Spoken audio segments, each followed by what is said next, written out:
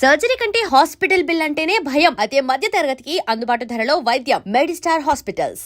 ఇంత పరిస్థితి అనేది ఉంది. ప్రపంచ దేశాలన్నీ కూడా ఈ క్రైసిస్ గురించి మాట్లాడుకుంటున్నాయి, ఆల్టర్నేట్స్ ఉన్నాయి, లేకుంటే కట్ డౌన్స్ గురించి మాట్లాడుకుంటున్నప్పుడు ఇరాన్ వల్ల వచ్చింది ఈ ప్రాబ్లం, లేకపోతే అమెరికా చేసింది, ఇజ్రాయెల్ చేసినటువంటి అటాక్ వల్ల వచ్చింది, దాని గురించి మాట్లాడదాం, లేకుంటే అక్కడ ఇంటర్వ్యూన్ అవుదాము, ఇరాన్ని కొంచెం మీరు ఏదైనా పాజిటివ్గా తీసుకోండి దీన్ని, లేకుంటే కొంచెం కంబ్యాక్ అవ్వండి, ఇలాంటిది ఒక ఇంటర్వ్యూని ఎవరు ఎందుకు చేయలేకపోతున్నారు, ఎందుకు మాట్లాడట్లేదు? అసలు మాట్లాడుతున్నారు, కానీ దీంట్లో జరిగింది మీకు గుర్తుంటుంది. ఫస్ట్ 1 వీక్ 10 days వీళ్ళు ఫైరింగ్ ఉండి అక్కడెక్కడ మిసైల్స్ ఫైర్ చేశారు, డ్యామేజ్ చాలా జరిగింది. ఇరాన్ ఏం చేశారంటే వాళ్ళ చుట్టుపక్కల అన్ని గల్ఫ్ దేశాల మీద వాళ్ళు దాడి చేశారు. ఇజ్రాయెల్ మీద కూడా కొంచెం మిసైల్స్ పంపించారు అటువైపు, డీగో గార్సియా మీద కూడా ట్రై చేశారు. కానీ ఇప్పుడు ఎంత ఒక 72 రోజులు 73 రోజులు అయింది. 73-74 రోజుల్లో మనం ఏ రిజల్ట్ చూడట్లేదు, ఎట్టైనా రిజల్ట్ రావట్లేదు. Strait of Hormuz main problem. ఈ రేట్ అన్నీ పెరగడానికి main reason strait of Hormuz. రెండవది డ్యామేజ్ టు ఇన్ఫ్రాస్ట్రక్చర్, అంటే ఖతార్ ఆయిల్ ఫీల్డ్స్ కానివ్వండి, Saudi Arabia Aramco oil fields కానివ్వండి, కువైట్లో ఉన్న రిఫైనరీ కానివ్వండి, ఇదంతా వాళ్ళకి చాలా మటుకు డ్యామేజ్ జరిగింది. అది రిపేర్ చేయడానికి టైం పడుతుంది. అదే చెప్తారు, ఈ యుద్ధం రేపు పొద్దున ఆగిపోయింది అనుకోండి, ఈవెన్ దెన్ మీకు 6 నెలల పాటు పడుతుంది ఈ ప్రైసెస్ స్టెబిలైజ్ కావడానికి. 6 నెలలు మనం we have to somehow manage అన్నమాట. ఇప్పుడు ఇరాన్ ఎందుకు కాపట్లేదు? ఇప్పుడు మీరు చూస్తున్నారు, నిన్నటి నుంచి కొన్ని ట్యాంకర్స్ బయటికి రావడం మొదలైంది. ప్రాజెక్ట్ ఫ్రీడమ్ అని చెప్పి ప్రెసిడెంట్ ట్రంప్ మొదలుపెట్టారు, అది మళ్ళీ ఒక రోజులు ఆపేశారు, పాకిస్తాన్ చెప్పారని చెప్పి. ఇప్పుడు పాకిస్తాన్ రోల్ చాలా డౌట్ఫుల్గా వస్తుంది. ఎందుకంటే మేము మాట్లాడుతున్నాం ఇరాన్తోని, మేము కొత్త ఒప్పందం చేద్దాం అని చెప్పి లాస్ట్లో అది గార్బేజ్ అని చెప్పారు ప్రెసిడెంట్ ట్రంప్. పాకిస్తాన్కి ఏం ఇంట్రెస్ట్ ఉంది దీంట్లో? ఇరాన్ని సపోర్ట్ చేయడంలో అక్కడే చాలామంది డౌట్ వస్తుంది. మీరు వింటుంటారు, నిన్న పాకిస్తాన్లో ఇరాన్ బాంబింగ్ నడుస్తున్నప్పుడు, ఇరాన్ మీద బాంబులు వేస్తున్నప్పుడు అమెరికా వాళ్ళ ప్లేన్లు తీసుకెళ్ళి పాకిస్తాన్లో పెట్టుకున్నారంట, ఎయిర్ఫోర్స్ ఎయిర్క్రాఫ్ట్ అంతా. కొన్ని ఆఫ్ఘనిస్తాన్లో కూడా పెట్టుకున్నారట. ఇప్పుడు ఆలోచించండి, పాకిస్తాన్ కాంప్లిసిటీ ఎంత ఉంది. ఒకవైపు టాక్స్ నడిపిస్తున్నారు, ఇంకోవైపు మీరు ఏం చేయకండి, మీరు సీజ్ ఫైర్ పెట్టండి, నేను మాట్లాడుతున్నాం వాళ్ళతో, మీరు ఏం బాంబింగ్ చేయకండి 2-3 సార్లు చేశారు. ఇప్పుడు నా అమెరికాకు అర్థమైపోయింది Pakistan was of zero value. దానికోసం అసీం మునీన్ గురించి మాట్లాడలేదు, ఇస్లామాబాద్ టాక్స్ లేదు, ఏం లేదు. లిటరలీ పాకిస్తాన్ వాళ్ళని ఫూల్డ్ ప్రెసిడెంట్ ట్రంప్. ఇప్పుడు ప్రెసిడెంట్ ట్రంప్కి అర్థమైపోయింది. ఆయన ప్రాబ్లం ఏంటంటే ఆయన యుద్ధం మళ్ళీ మొదలు పెట్టలేరు. ఈ కెనాట్ స్టార్ట్ ఎ వార్, ఎందుకంటే ఉన్న యుద్ధం అయిపోయింది. Operation epic fury finished. ఇప్పుడు ఇంకొక యుద్ధం మొదలు పెట్టాలంటే దానికి ఒక రీజన్ ఉంటుంది. ఏంటి? మా మీద దాడి చేశారు, సో మేము దాడి చేశాము, waiting for their time. So ఏం చేస్తారంటే, ఇప్పుడు మీరు వినుంటారు, నిన్న యూఏఈ హస్ అటాక్డ్ ఇరాన్. ఒక్కసారి కాదు 4 సార్లు అటాక్ చేశారు లాస్ట్ ఒక 2 వారాల్లో. దానికోసం యూఏఈ మీద దాడి చేస్తున్నారు ఇరాన్. అందరూ అడిగేందుకు యూఏఈ మీద ఎన్ని దాడులు చేస్తున్నారు, సౌదీ అరేబియా మీద అక్కడ కూడా కొడుతున్నారు ఒకసారి వారంలో. యూఏఈని ప్రతిరోజు టార్గెట్ చేస్తున్నారు. ఎందుకంటే ఒకటి అక్కడ ఇజ్రాయలీస్ ఉన్నారు, ఐరన్ డోమ్ తీసుకొచ్చారు వాళ్ళు. అది కాకుండా రెగ్యులర్గా వాళ్ళ అడ్వైస్ మీద, వాళ్ళ ఇంటెలిజెన్స్ మీద యూఏఈలో ఉన్న ఎయిర్క్రాఫ్ట్ తీసుకెళ్ళి అది కూడా రఫాల్ యూజ్ చేసి వాళ్ళని బాంబింగ్ చేస్తున్నారు ఇరాన్ మీద. సో గల్ఫ్ కంట్రీస్ కూడా అర్థమైపోయింది, మాకు సెల్ఫిష్ ఇంట్రెస్ట్ ఉంది దీంట్లో. ఎన్ని రోజులు మేము అమెరికాని కూర్చుంటాం, మేము కూడా ఆ స్ట్రెయిట్ ఆఫ్ హార్మోస్ ఓపెన్ చేయడానికి మేము కూడా కష్టపడాలి కొంచెం అని చెప్పి వీళ్ళు కూడా దిగారు. ఇప్పుడు న్యూస్ వస్తుంది గంట సేపు ముందు, దట్ సౌదీ అరేబియా కూడా అటాక్ చేశారంట ఇరాన్ని. సో అన్ని గల్ఫ్ దేశాలు కలిసి ఇరాన్ని అటాక్ చేస్తే ఇరాన్ ఏం చేయలేరు. వాళ్ళు ముందు అమెరికాని తిడుతుండే కదా, ఇజ్రాయెల్ని తిడుతుండే. ఇప్పుడు వీళ్ళందరూ గల్ఫ్ కంట్రీస్ అటాక్ చేస్తే ఇరాన్ ఏమంటారు? ఏమనలేరు. వీళ్ళందరూ ఇస్లామిక్ కంట్రీస్. అప్పుడు ముందు మరి అమెరికాని తిడతారు, ట్రంప్ని తిడతారు. ఇప్పుడు మీరు ఎవరి మీద దాడి చేశారో వాళ్ళ మీద దాడి చేస్తున్నారు. బహుశా దీంతో కవిత గారు ఏం జరగబోతుందంటే, ఒక స్ట్రెయిట్ ఆఫ్ హార్మోస్ ఇంకొక 10 రోజుల్లో ఓపెన్ అయిపోతుంది, దట్స్ ఫర్ ష్యూర్. ఓకే, మీరు చూడండి, ప్రెసిడెంట్ ట్రంప్ ఎయిర్క్రాఫ్ట్లో ఎక్కి చైనా నుంచి రిటర్న్ వచ్చేదాకా ద క్యాంపెయిన్ విల్ స్టార్ట్. అది ఇట్లా అవుతుంది. ఫస్ట్ ఇజ్రాయెల్ వాళ్ళ మీద కొడతారు. అది నిన్న బెంజమిన్ నెటన్యాహు మొన్న 60 Minutes ఇంటర్వ్యూలో చాలా క్లియర్గా ఇండికేషన్ ఇచ్చారు, మేము అక్కడి నుంచి జరిగే ప్రసక్తే లేదు. We will hit Iran till we get the uranium. వాళ్ళు ఇవ్వకపోతే మేము వెళ్ళి తీసుకుంటాం, గుంజుకొని తీసుకొచ్చేస్తాం. రెండోది, వాళ్ళ దగ్గర హూతీలు, హమాసు, హుజ్బుల్లా సపోర్ట్ మేము ఫినిష్ చేసేస్తాం. దాన్ని ఇరాన్ని కొట్టాల్సిందే. సో మేము ఇరాన్ని కొడతాం. సో సిచ్యువేషన్ ఎట్లయిపోయిందంటే, ట్రంప్ జరిగిపోతారు, ఇజ్రాయెల్ కొడుతూనే ఉంటారు. ఇజ్రాయెల్ కొట్టేదానికి కోపంగా వాళ్ళు ఏం చేస్తారు, మళ్ళీ అమెరికా మీద దాడి చేస్తారు. అంటే అమెరికన్ అసెట్స్ మీద అమెరికన్ బేసెస్ కానివ్వండి, అమెరికాలో గల్ఫ్ ఆఫ్ ఒమాన్లో ఉన్న వాళ్ళ షిప్స్ మీద దాడి చేస్తారు. అప్పుడు అమెరికాలో వాళ్ళకి మిలిటరీ రూల్ ఒకటి ఉంది, if you are attacked you can attack. మీ మీద దాడి చేస్తే మీరు రిటర్న్ దాడి చేయొచ్చు. సో అమెరికా వాళ్ళ మీద దాడి చేస్తారు. జస్ట్ వాచ్, నెక్స్ట్ 1 వీక్లో జరగబోతుంది. అండ్ దీంతోనే ఐ థింక్ ఒక చాలా రోజుల నుంచి ఈ స్ట్రేట్ ఆఫ్ హార్మజ్ ఓపెన్ చేయట్లని చెప్తున్నారు. కానీ ఇప్పుడు డెఫినెట్గా పాకిస్తాన్ పక్కన పెట్టిన తర్వాత నో మోర్ పీస్ టాక్స్ అయిపోయింది. పీస్ టాక్స్ అనే ప్రసక్తే లేదు. ఇంకా it be a direct attack on Iran. And I think దీంతోనే ఇరాన్ రెజ్యూమ్ కూడా it be out in about 1 month's time. Strait of Hormuz open చేస్తే మనకి ప్రైసెస్ స్టేబుల్ అయిపోతుంది Kavitha garu. That will be a big relief. మనకు ఒకరికే కాదు, లోకంలో ఉన్న ఆల్మోస్ట్ 190 దేశాలకి దీని ఇంపాక్ట్ ఉంది. చాలా దేశాలు మనం చూసినాం ఫైనాన్షియల్ ఎమర్జెన్సీ డిక్లేర్ చేశారు వాళ్ళు. యూరోప్లో 400 ఎయిర్క్రాఫ్ట్ ప్రతిరోజు 400 ఫ్లైట్స్ క్యాన్సిల్ చేస్తున్నాం. అట్లీస్ట్ మన దగ్గర జరగట్లేదు. ప్రతి దేశంలో ఈ ప్రాబ్లం ఉంది. ఫ్యూయల్ రేషనింగ్ నడుస్తుంది. వాళ్ళ దగ్గర ఉన్న స్ట్రాటజిక్ రిజర్వ్స్ మొత్తం గుంజుకుంటున్నారు బయటికి. ఎన్ని రోజులు ఎక్కడో ఒక ప్లేస్ వచ్చి దాగాల్సింది. ఇప్పుడు ఫ్రెంచ్ వాళ్ళు they sent Charles de Gaulle వాళ్ళ ఎయిర్క్రాఫ్ట్ కెరియర్ పంపించారు. బహుశా అది ఇప్పుడు చేరుకొని ఉంటుంది గల్ఫ్ ఆఫ్ ఒమాన్లో.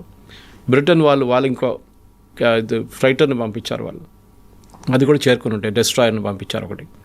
అన్నీ కలిపి ఐ థింక్ ఒకటేసారి వీళ్ళందరూ స్ట్రేట్ ఆఫ్ హార్మజ్లో ఎంటర్ అయిపోతారు. వీళ్ళ మీద దాడి జరిగితే they will hit back and that will be the end of Iran after that. ఎందుకంటే ఇన్ని రోజులు వెయిట్ చేశారు. I think Trump is nearing, నిన్న చెప్పుంటారు, మీరు వినుంటారు, అది పేషెంట్ ఐసీయూలో ఉన్నారు, లైఫ్ సపోర్ట్లో ఉన్నారు, 1% ఛాన్సే ఉంది పేషెంట్కి సీజ్ ఫైర్కి, సీజ్ ఫైర్ అయిపోయింది అని చెప్పి. So that is what is thing. కానీ ఆయన చైనాలో ఉన్నప్పుడు ఇది జరిగితే బాగుండదు. చైనాతో కూడా మాట్లాడతారు, జీ జింగ్పిన్తో మాట్లాడతారు. కానీ జీ జింగ్పిన్కి సెల్ఫిష్ ఇంట్రెస్ట్ ఉంది స్ట్రేట్ ఆఫ్ హార్మజ్ ఓపెన్ పెట్టడంలో. చైనా వాళ్ళ 90% వాళ్ళ రిక్వైర్మెంట్స్ ఇరాన్ ఆయిల్ మొత్తం చైనా తీసుకెళ్తారు. ఇరాన్ దగ్గర ఉన్న మొత్తం ఆయిల్ కెపాసిటీ 90% చైనా తీసుకెళ్తారు. ఇప్పుడు లాస్ట్ 2 వారాల నుంచి వాళ్ళకి ఒక బ్యారెల్ కూడా రావట్లేదు. సో వాళ్ళు పెద్ద సంక్షోభంలో ఉన్నారు. వాళ్ళు నాట్ జస్ట్ దెమ్, రష్యా దగ్గర నుంచి తీసుకుంటారు. రష్యా ఇప్పుడు ఒకే సిచ్యువేషన్, కానీ రష్యా ఇప్పుడు చాలామందికి సప్లై చేస్తున్నారు ఇప్పుడు. సో వాళ్ళు కూడా చైనాకి తగ్గించేశారు క్వాంటిటీ. ఇటువైపు వెనిజువేలా నుంచి అంత ఆయిల్ రావట్లేదు ముందు వచ్చేటట్లు. So all the way around China is in problem also.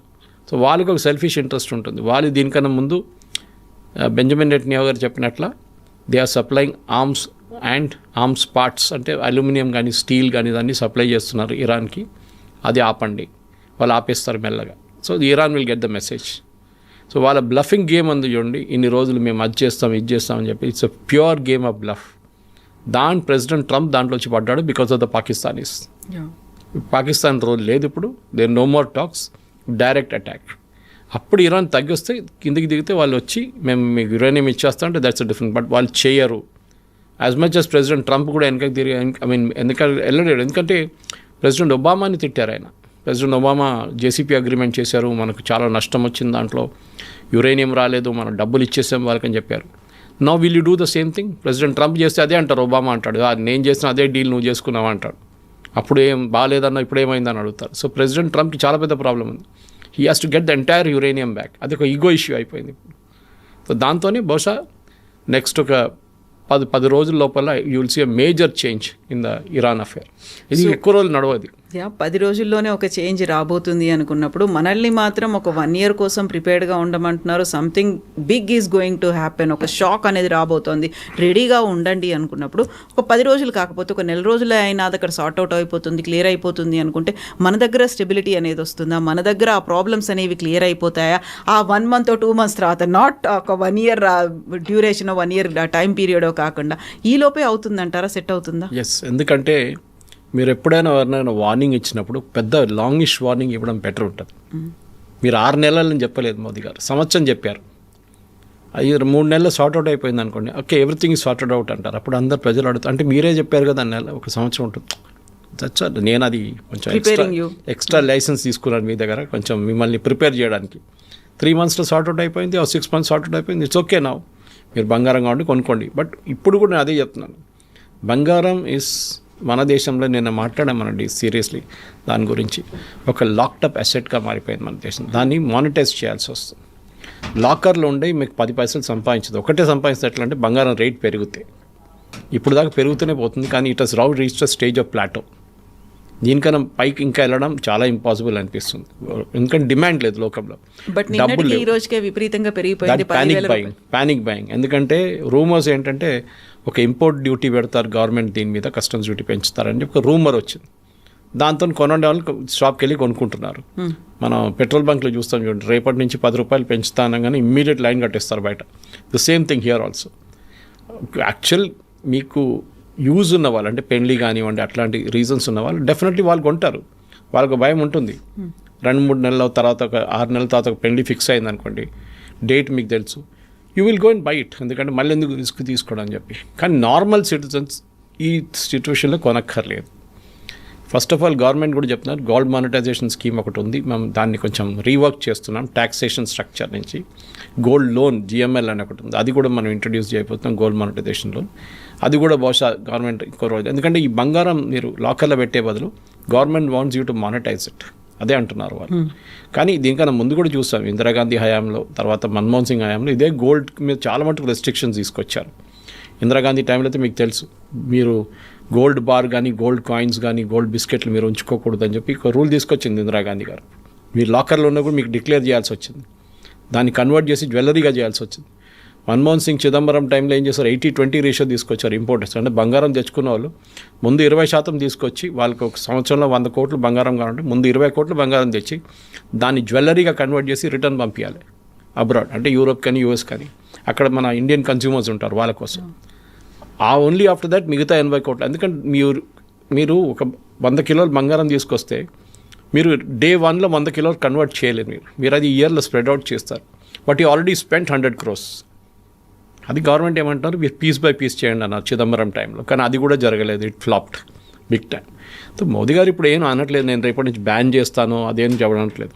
Problem ఏమవుతుందంటే, మీరు ఒకసారి గోల్డ్ డ్యూటీ పెంచారనుకోండి, దుబాయ్లో ఇప్పుడు మన దగ్గర 10 గ్రాములకి 153,000 155,000 ఎంతో నడుస్తుంది.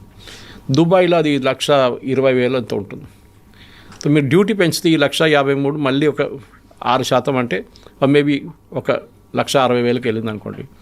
ఈ డిఫరెన్స్ ఆఫ్ 30,000-40,000 స్మగ్లర్స్కి పెద్ద అట్రాక్షన్. అప్పుడు వాడు 10 కిలోలు ఒక తీసుకుంటే 2 కిలోలు బంగారం తీసుకొస్తే కూడా it will be good profit for them అనమాట. ముందు 5 లక్షలు ఉండే 1 కిలో బంగారం మీద కమిషన్, అంటే డిఫరెన్స్ ఆఫ్. ఇప్పుడు తగ్గి అది చాలా తగ్గింది. నిర్మలా సీతారామన్ గారు డ్యూటీ తగ్గించారు, సో స్మగ్లింగ్ పోయింది. లేకుంటే ప్రతిరోజు మా కేరళలో కరిపూర్ అని చెప్పి ఎయిర్పోర్ట్ ఉంది క్యాలికట్లో, అక్కడ రోజు 10 మంది 20 మంది దొరుకుతారు 1-2 కిలోల బంగారంతో.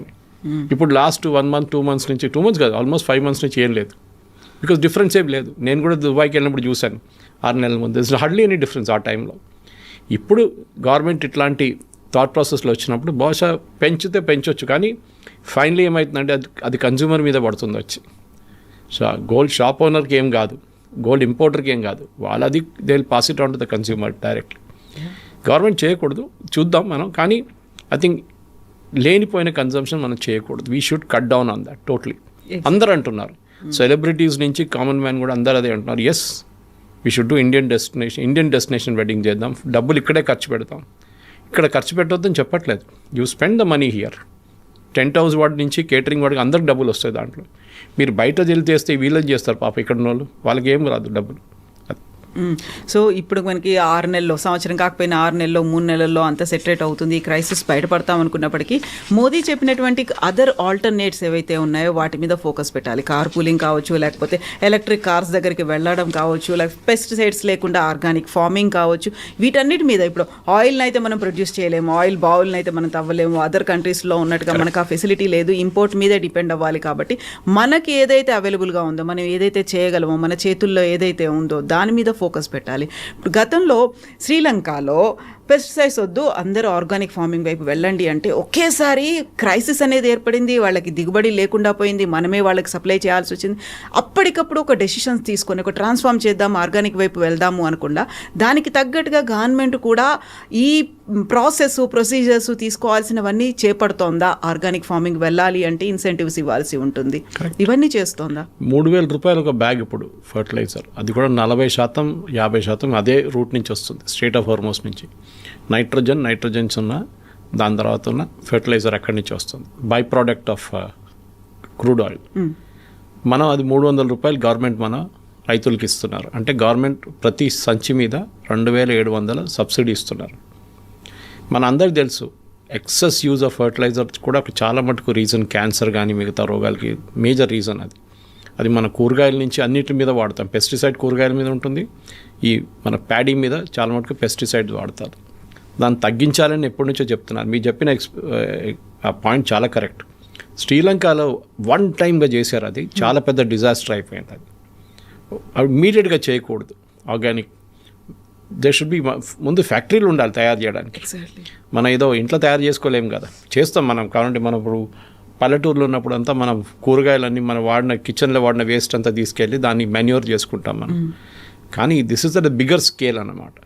కానీ దానికి ఎఫిషియన్సీ ఉన్నాయి. ఇప్పుడు ఫర్ ఎగ్జాంపుల్ ఈ హ్యాండ్తో వేసే పెస్టిసైడ్ బదులు స్ప్రే చేస్తే మీకు ఇంకా ఎఫెక్టివ్నెస్ ఉంటుంది. మన దగ్గర మారుడ్ డ్రోన్స్ అని చెప్పే కంపెనీ హైదరాబాద్, వాళ్ళు ప్రధానమంత్రి కూడా చూపించారు, వాళ్ళు ఒకసారి డెమాన్స్ట్రేషన్ వాళ్ళు చేస్తున్నారు. 1 ఏకర్ 2 ఏకర్లకి ఒక రోజులో అయిపోతుంది, హాఫ్ డేలో అయిపోతుంది, సమ్టైమ్స్ 2 అవర్స్లో అయిపోతుంది. ఎఫిషియన్సీ పెరుగుతుంది మాన్యువల్ ఇంటర్వెన్షన్ కాకుండా. అది కాకుండా మీరు చెప్పింది కరెక్టే. Yes, there should be a gradual shift. ఎందుకంటే మన హెల్త్ కోసం చాలా ఇంపార్టెంట్. అన్నిటిలో మాట్లాడుతున్నప్పుడు కూడా మనం అదే పాయిజన్ మనం తింటున్నాం, అది మనం గుర్తుపెట్టుకోవాలి. అదే బియ్యం మనం తింటున్నాం, పెస్టిసైడ్ వేసిన బియ్యమే మనం మళ్ళీ we are consuming the same thing. తర్వాత నాకు క్యాన్సర్ వచ్చింది, నాకు అది వచ్చిందంటే not surprising. So we should shift to organic. Health wise కూడా ఒక మెసేజ్ ఉంది దాంట్లో, కానీ ప్రజలు అది అర్థం చేసుకోరు. మన రైతులు కూడా అర్థం చేసుకోవాల్సింది. ఒక 10 year ప్లాన్ పెట్టి మెల్లగా we should move towards organic చేయొచ్చు. అది చాలా సెక్టర్లు చేస్తాయి. ఇప్పుడు మనం చూస్తున్నాం, ఒక టైంలో organic dal, organic tomato, organic onion అనగానే ఏంటి అంటారు. ఇప్పుడు చాలామంది దాన్ని డిమాండ్ చేస్తున్నారు. షాప్స్ ఉన్నాయి దానికోసం, డెడికేటెడ్ షాప్స్ కూడా ఉన్నాయి ఆర్గానిక్ ప్రోడక్ట్స్ అంతా. అంటే దానికి ఒక మార్కెట్ ఉంది, దానికి ఒక డిమాండ్ ఉంది. సో రేపు దిస్ ఇస్ యూస్డ్, ఈ paddy is used without any pesticides అంటే ఆర్ వితౌట్ ఎనీ కెమికల్. అంటే న్యాచురల్లీ దాన్ని కొనడానికి మనుషులు ఉంటారు. 10 రూపాయలు 20 రూపాయలు ఇచ్చి ఎక్కువ కొనడానికి రెడీగా ఉంటారు. ₹1,00,000 1,00,00,000 కోటి మనం క్యాన్సర్ ట్రీట్మెంట్ మీద పెట్టే బదులు వీ కెన్ యూస్ దిస్ అని. So it's a good suggestion. But problem ఎక్కడ వస్తుందంటే మూవ్మెంట్, బ్యూరోక్రసీలో మూవ్మెంట్ చాలా స్లోగా ఉంటుంది. మన దగ్గర సబ్సిడీ ఇచ్చి మనకు ఒక హ్యాబిట్ అయిపోయింది. మన దగ్గర అన్నిటికీ సబ్సిడీ, ఫ్రీ కరెంట్, ఫ్రీ నీళ్ళు, then of course fertiliser, then seeds కూడా ఫ్రీ ఇస్తున్నారు. అక్కడ కూడా సీడ్స్ కొంతమంది ఛార్జ్ చేస్తున్నారు, కొంతమంది డూప్లికేట్ సీడ్స్ వస్తున్నాయి. అది చాలా పెద్ద ప్రాబ్లం. అది రైతులకు సపోర్ట్ కావాల్సింది, దాంట్లో డౌట్ లేదు. ఎందుకంటే అగ్రికల్చర్ అనేది మన దేశంలో ఇప్పుడు ఒక నాన్ రెమ్యునరేటివ్గా మారిపోయింది. సో మోదీ గారు చెప్పిన దాని పాయింట్లో ఎస్ దట్ వన్ నాకు అన్నిటికంటే నాకు పెద్దది అనిపిస్తుంది. ఒక పెద్ద రెవల్యూషన్ తీసుకురావాలంటే ఇట్ షుడ్ బి ఈవీ. ఎందుకంటే చైనాతో కాంపీట్ చేయడానికి మా దగ్గర BYD కానీ మిగతా కార్స్ చూడండి, ఆ లెవెల్లో మనం రావాలంటే అర్జెంటుగా నెక్స్ట్ 5 yearsలో మోదీ గారు ఒక కంప్లీట్ ప్రయారిటీ పెట్టి ఏదైనా ఇంపోర్ట్ చేయాలన్న బ్యాటరీస్ ఉంటే కూడా దాని కస్టమ్స్ డ్యూటీ తగ్గించి మళ్ళీ దేశంలో బ్యాటరీ టెక్నాలజీని చాలా పెద్ద రూట్లో తీసుకెళ్ళి నెక్స్ట్ 5 yearsలో let us convert all our vehicles into 50% at least into EV. దాంతో చూడండి మన ఆయిల్ బిల్ ఇప్పుడున్న how much are we importing 15,000 కోట్లు, అది మనం మొత్తం తగ్గించి ఒక 1,000 కోట్లకు తీసుకురావచ్చు. Let us do it. 15,000 కోట్లు ఉన్నది అట్లీస్ట్ 7,500 చేద్దాం మనం. కాకపోతే మనకి కామన్ పబ్లిక్లో ఉండేటువంటి ఒక నోషన్ ఏంటంటే ఈవీ వెహికల్స్ కావచ్చు, ఆర్గానిక్ కావచ్చు, కొంచెం కాస్ట్ ఎక్కువగా ఉంటాయి, అఫోర్డబుల్గా ఉండవు, ఎక్కువ ప్రైస్ ఉంటుంది అనేది. కరెక్ట్. నేను చెప్పాను చూడండి, ఆర్గానిక్ షాప్స్లో ఎందుకు వెళ్తున్నారు, why are they going to organic shops and buying. మనం ఆర్డర్ చేస్తున్నప్పుడు కూడా బిగ్ బాస్కెట్ దాంట్లో చూస్తాం ఆర్గానిక్ అనగానే ఒక 10 రూపాయలు ఎక్కువ ఉంటే కూడా ఏం కాదులే అని కొనుక్కుంటాం మనం. We don't know real benefits దాన్ని. ఈవీది ఇంకోటి ఉంది అడ్వాంటేజ్. ఈవీది ఏంటంటే ఇప్పుడు మన మొబైల్ ఫోన్ లాగా ఫస్ట్ ఈ మొబైల్ ఫోన్స్ వచ్చినప్పుడు దీని బ్యాటరీ ఇంత దొడ్డుగా ఉంటుండే, మీకు గుర్తుంటుంది. కాస్ట్ కూడా చాలా ఎక్కువ ఉంటుండే, ఛార్జింగ్ చాలా టైం తీసుకుంటుండే. తర్వాత దాని కాస్ట్ తగ్గింది, కొత్త టెక్నాలజీ వచ్చింది, స్లిమ్ బ్యాటరీస్ అయిపోయినాయి. మీకు ఇప్పుడు ఏమైంది, మొబైల్ ఫోన్స్కి ఇప్పుడు రేట్లు తగ్గిపోయినాయి. సో మాస్ ప్రొడక్షన్ ఏ రోజు జరుగుతుందో ఆ రోజు రేట్లు తగ్గిపోతుంది. ఇప్పుడు ఓలా ఎలక్ట్రిక్ కానీ మిగతా వాళ్ళు కానీ మహీంద్రా వాళ్ళు తయారు చేసిన, టాటా వాళ్ళు తయారు చేసిన కార్లు కానివ్వండి, ఈవెన్ మారుతి వాళ్ళు చేస్తున్న అన్నిటికీ బ్యాటరీ ఆపరేటెడ్. మీకు ఒక లెవెల్ ఆఫ్ ప్రొడక్షన్ వచ్చేస్తే మీకు రేటు తగ్గిపోతుంది. సెకండ్, బ్యాటరీ టెక్నాలజీ కూడా చాలా మటుకు మన దేశంలో ఇంకా పని నడుస్తుంది దాని మీద. చైనా దగ్గర నుంచి if you have to take help from China, let us take it, no problem. దాంట్లో మనం వీ షుడ్ నాట్, మనం వద్దు చైనాతో మాకేం పెట్టుకోము, అది వద్దు, we let us take it.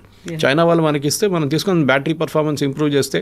ఇప్పుడు ఈవీలు అన్నిటికంటే పెద్ద ప్రాబ్లం అందరూ ఎందుకు భయపడతారంటే ఈ బ్యాటరీ రీప్లేస్మెంట్ మీద ఉంటుంది. ఇప్పుడు అఫ్కోర్స్ వాళ్ళు పర్ కిలోమీటర్ బేసిస్ కానీ లైఫ్ టైం ఇది ఇస్తున్నారు, రీప్లేస్మెంట్ ఇస్తున్నారు. That is also good choice. కానీ మనం ఎట్లా మొబైల్ ఫోన్ టెక్నాలజీలో కాస్ట్ ఎట్లా తగ్గించామో సేమ్ వే ఈవీలో కూడా అవుతుంది. బహుశా ఇంకొక 3-4 సంవత్సరాల తర్వాత EV cost will come down డ్రమాటిక్లీ.